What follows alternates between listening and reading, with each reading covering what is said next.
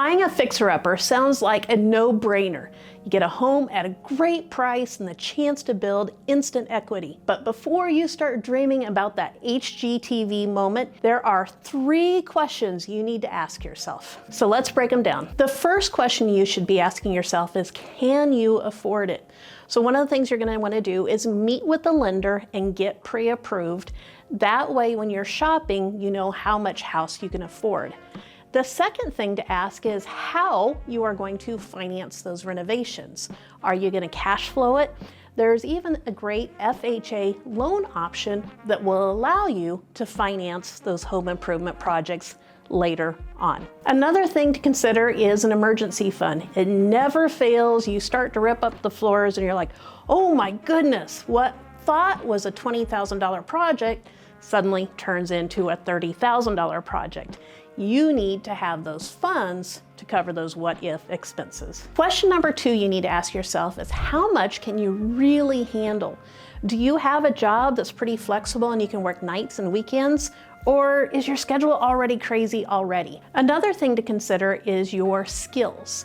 Painting is pretty easy, carpeting is pretty easy, but you start getting into plumbing or electrical or roof, those are some pretty complicated projects. Another thing to consider is stress.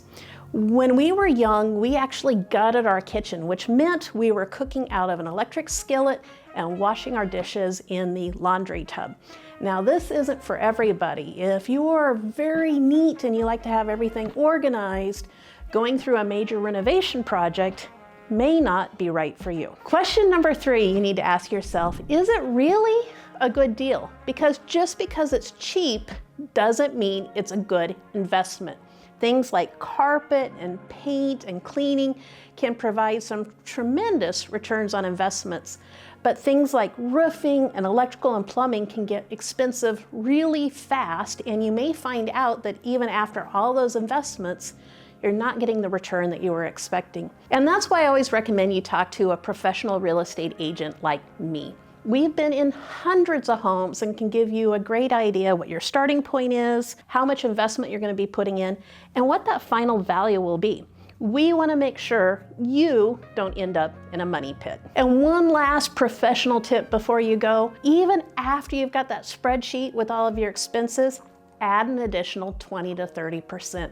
There's always expenses you never knew about upfront. This is Misty Metchke, Realtor with Hunsaker & Associates, here to answer all of your real estate questions. If you like what you see, make sure you hit subscribe so that you can catch our next real estate video.